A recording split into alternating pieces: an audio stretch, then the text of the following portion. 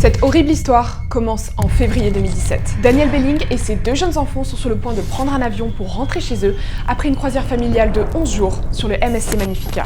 Mais Daniel ne rentrera jamais chez lui, car il est arrêté in extremis par la police italienne. Le motif, la sécurité du bateau n'a plus aucune trace de sa femme, qui n'est pas sortie du bateau à la fin de la croisière comme tous les autres passagers. À cet instant, tout porte à croire que Daniel a assassiné sa femme sur le bateau. Mais les enquêteurs étaient très loin de se douter qu'ils allaient plonger le nez dans une affaire bien plus complexe et mystérieuse. Alors, qu'est-il arrivé à Xing Lei? C'est la question à laquelle on va tenter de répondre aujourd'hui. L'histoire tragique de cette femme est l'une des 3 histoires vraies d'horreur que je vais vous raconter. Elles ont toutes un point en commun, elles se déroulent sur un bateau de croisière. Si vous tombez pour la première fois sur cette chaîne, ce choix n'est pas un hasard puisque je suis moi-même membre d'équipage sur les bateaux, donc c'est un environnement que je connais bien. Après cette vidéo, je ne vous garantis pas que vous aurez toujours envie de partir en croisière. Mais sans plus tarder, replongeons-nous dans l'histoire tragique de Xing. Daniel est un programmateur informatique de 49 ans et sa femme Xing est une organisatrice de mariage de 38 ans. Tous les deux devaient passer de superbes vacances avec leurs 2 jeunes enfants sur un bateau de croisière de la compagnie MSC. Au programme, 11 jours à destination de la Grèce, de Malte ou encore de Chypre. Mais à la fin de leur croisière, Daniel est arrêté par la police à Rome alors qu'il s'apprête à prendre un avion avec ses 2 enfants pour rentrer chez eux en Irlande. Le motif est simple, plus personne n'a de nouvelles de sa femme qui s'est mystérieusement volatilisée. Il faut savoir que sur les bateaux de croisière, la sécurité c'est en permanence quand un passager, ou un membre d'équipage d'ailleurs, entre et sort du bateau. À chaque passage, il faut obligatoirement scanner une carte qui est comme une carte d'identité le temps de la croisière. Sauf qu'on a des traces de Xing qui est bien entrée sur le bateau, mais il n'y a aucune trace d'elle sortant du bateau. Pour les autorités italiennes, l'explication la plus plausible à la disparition de Xing est très claire. Daniel a assassiné sa femme et l'a jetée par-dessus bord pour que personne ne retrouve jamais son corps. Un indice semble valider cette piste et souvenez-vous-en bien parce qu'il aura son importance dans la suite de l'histoire. Une valise bleue et orange qui appartenait à Xing est elle aussi introuvable. Pour les enquêteurs, Daniel a donc mis le corps de sa femme dans cette valise avant de la jeter par-dessus bord depuis le balcon de leur cabine, au pont numéro 11. Si Daniel est autant suspecté, c'est que tout porte à croire qu'il a essayé de dissimuler la disparition de sa femme. Si c'était un accident et que, par exemple, Xing avait basculé par-dessus bord, Daniel aurait immédiatement alerté la sécurité du bateau. Là, non seulement il ne l'a pas fait, mais en plus, le lendemain de la disparition de Xing, Daniel demande au personnel de ménage, comme si de rien n'était, de ne refaire que 3 lits sur les 4 de la chambre.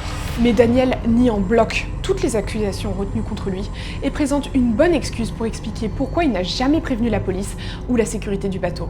Il avoue que si son mariage était loin d'être parfait, il n'aurait jamais été capable d'assassiner la mère de ses enfants. Et s'il ne s'est pas inquiété de la disparition de sa femme, c'est parce que pour lui, elle aurait volontairement quitté le bateau dans un port grec le lendemain d'une dispute où elle aurait déclaré vouloir mettre fin à cette croisière. C'était d'ailleurs déjà arrivé par le passé que Xing disparaisse à cause, selon son mari, d'une situation psychologique instable.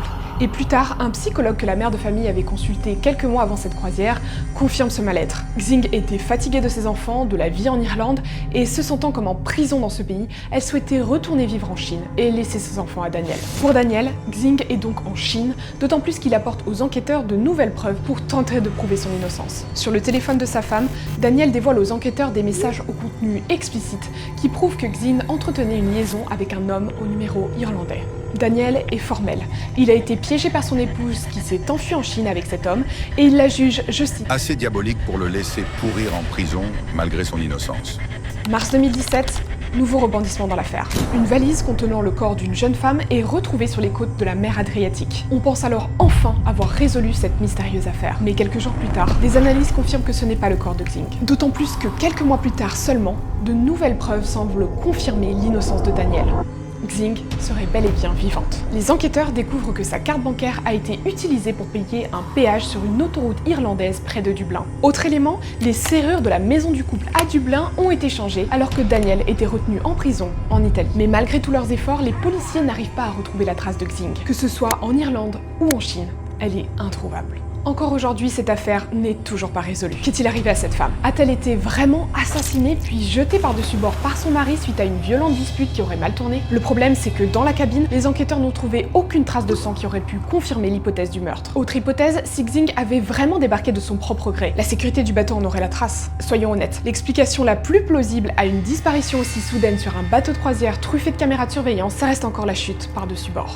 Mais après tout, Daniel pourrait être vraiment innocent comme il le clame depuis le début, et se contenterait de subir la fuite volontaire de sa femme qui ne supportait plus sa vie en Irlande. Sa femme serait-elle si vicieuse au point de ne plus donner de signe de vie ni à sa mère ni à ses enfants pour recommencer sa vie à zéro avec son amant en Chine? En tout cas, ce que je trouve assez troublant, c'est que la propre mère de Xing est convaincue de l'innocence de son beau-fils qu'elle juge incapable d'assassiner sa fille. Quand Daniel était retenu en prison en Italie, sa belle-mère était d'ailleurs l'une de ses visiteuses les plus régulières et elle lui aurait prêté de l'argent alors que les dettes commençaient à l'accabler. Je ne vois pas du tout une mère faire ça avec son beau-fils si elle n'avait ne serait-ce que le moindre soupçon de la culpabilité de Daniel. Si l'affaire n'est toujours pas résolue, Daniel, lui, a été condamné en juin 2024 à 26 ans de prison par la justice italienne pour l'assassinat et la destruction du corps de sa femme. Pour la deuxième histoire, je n'aurai qu'un seul conseil. Si vous partez en croisière, faites bien attention aux amis que vous vous faites, surtout s'ils ont l'air sympas. Laissez-moi vous raconter l'histoire d'horreur de Robert et Shirley MacGill, qui commence pourtant par une très belle histoire d'amour. Robert et Shirley sont des amours de jeunesse. Ils se rencontrent au lycée et vivent une histoire passionnelle, mais finissent par se séparer. Et pourtant, la vie finira par les réunir 20 ans plus tard. Robert vient de vivre un divorce douloureux de 2 ans et demi qui a même conduit le couple à se déclarer en faillite en 2001. Professeur pour des jeunes en difficulté, Robert subit plusieurs burn-out et est accablé par les dettes. C'est alors qu'il recroise Shirley, son amour de jeunesse sur les réseaux sociaux. Il retombe amoureux comme au premier jour et 2 ans plus tard, il se marie à Las Vegas. Quelques années plus tard, le couple décide de réserver une croisière sur le Elation, un bateau de la compagnie Carnival pour fêter les 55 ans de Robert et le départ à la retraite de Shirley. Tout semble merveilleusement bien se passer pour le couple qui se fait même de nouveaux amis pendant leur croisière. Mais croyez-moi, ces gens vont plus tard regretter d'avoir croisé leur route et de s'être liés d'amitié avec eux. Parce que le 14 juillet 2009, le destin du couple bascule. Le bateau vient de repartir de Cabo San Lucas au Mexique. Robert et Shirley ont passé une superbe journée en escale avec leur nouveau couple d'amis. Ils ont d'ailleurs un peu forcé sur la boisson. Si vous avez déjà fait une croisière au Mexique, vous savez à quel point t'as vite fait de plus savoir comment tu t'appelles. Robert a tellement forcé sur la boisson que la sécurité a dû l'aider à réembarquer sur le bateau. Mais bon, le couple d'amis est rentré sain et sauf sur le bateau et chacun se repose dans sa cabine respective. Dans la soirée, précisément à 20h20, alors que l'autre couple est attablé, il tombe sur Robert en train de fumer un cigare et qui, surtout, semble errer sans but sur le pont supérieur. Alors qu'il s'assoit avec eux et commande une nouvelle bière, son ami, une professeure des écoles originaire de Los Angeles, sent que quelque chose cloche. Robert a non seulement un comportement très étrange, mais en plus, il a du sang sur les mains. La femme commence à paniquer et demande à Robert où est sa femme Shirley. Elle se souviendra toute sa vie de sa réponse qui lui glacera le sang. Très calmement, Robert répond: Shirley est morte, je l'ai tuée. La femme prévient immédiatement la sécurité du bateau qui force l'entrée de la cabine des MacGill. Il tombe alors sur une scène d'une rare violence. Shirley est dans la salle de bain et gît dans une mare de sang. Le rapport d'autopsie révélera plus tard que Shirley est décédée des causes de strangulation et de coups qu'elle a reçus à la tête et au torse. Robert a assassiné sa femme à main nue dans la salle de bain de leur cabine. Tout le monde est abasourdi. Personne dans l'entourage ne comprend comment Robert a pu commettre un tel acte barbare sur sa femme. Un ancien collègue de Robert, qui a travaillé 11 ans avec lui, le décrit d'ailleurs comme un homme calme et toujours agréable à travailler avec. Il témoigne que son mariage avec Shirley était la chose la plus chère à ses yeux et qu'il vivait un amour passionnel. La suite m'a vraiment glacé le sang. Pendant son procès, Robert plaide coupable, s'excuse pour ses actions, mais il est absolument incapable d'expliquer pourquoi il a commis de tels actes barbares. Pour son avocate, il était tellement intoxiqué qu'il n'aurait même pas été conscient de ce qu'il était en train de faire. S'il y a bien quelque chose à retenir de cette histoire, c'est à quel point il faut être vigilant avec l'alcool qui peut faire ressortir le pire des individus, voire pousser à commettre des actes irréparables. Robert MacGill a été condamné à la prison à perpétuité et 250 000 $ d'amende. Mais le plus triste dans cette histoire, c'est qu'il a perdu la femme de sa vie une deuxième fois, mais cette fois-ci pour toujours.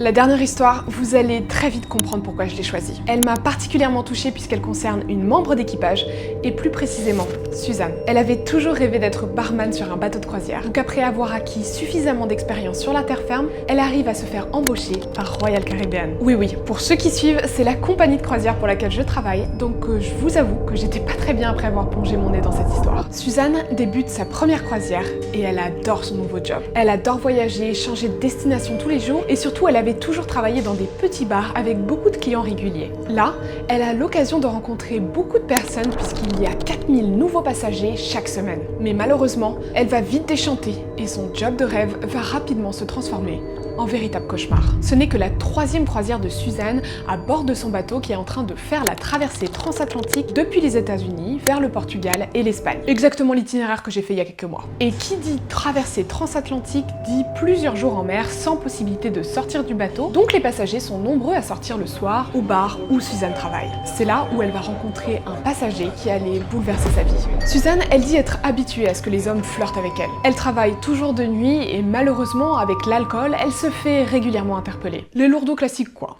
On n'est pas épargné sur les bateaux de croisière. Elle n'est donc pas surprise quand un homme d'une trentaine d'années, qu'elle décrit comme plutôt attractif, l'aborde et commence à discuter avec elle. Ce n'est pas la première fois qu'elle le voit à son bar. Il était déjà venu plusieurs fois, toujours seul, et en général, il restait jusqu'à la fermeture du bar. Mais ce soir-là, ils engagent la conversation, et ça allait commencer à devenir une routine pour Suzanne de discuter avec cet homme tous les soirs. Cet homme s'appelle Sébastien, et Suzanne sent rapidement qu'il cache une histoire douloureuse. Après quelques nuits passées ensemble à discuter, Sébastien se confie enfin et raconte à Suzanne son divorce douloureux, après que sa femme Sacha l'ait trompé avec son meilleur ami qu'il connaissait depuis l'université.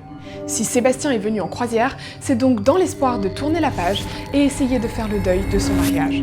La veille de leur arrivée à Punta Delgada au Portugal, Sébastien remercie Suzanne pour son oreille attentive et lui propose de lui offrir un verre pour la remercier. Ce n'est pas la première fois qu'un client veut offrir un verre à Suzanne, mais elle dit que normalement, elle refuse toujours. Mais cette fois avec Sébastien, elle sent que c'est différent. Elle avait ressenti une véritable connexion avec lui et elle avait de la peine pour tout ce qu'il avait vécu ces derniers mois. Mais toute cette histoire n'était peut-être même pas vraie, car c'était le prétexte parfait pour lui faire baisser sa garde. Parce que Suzanne finit par céder et accepte la proposition de Sébastien. Sauf qu'à cet instant, la membre d'équipage va faire une erreur fatale qu'elle regrettera toute sa vie.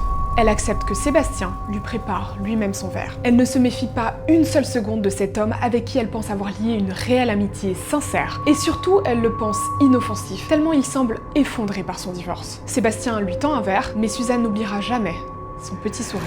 Quand elle le boit, elle ne remarque aucun goût inhabituel, mais après quelques minutes, sa tête commence à tourner, puis plus rien.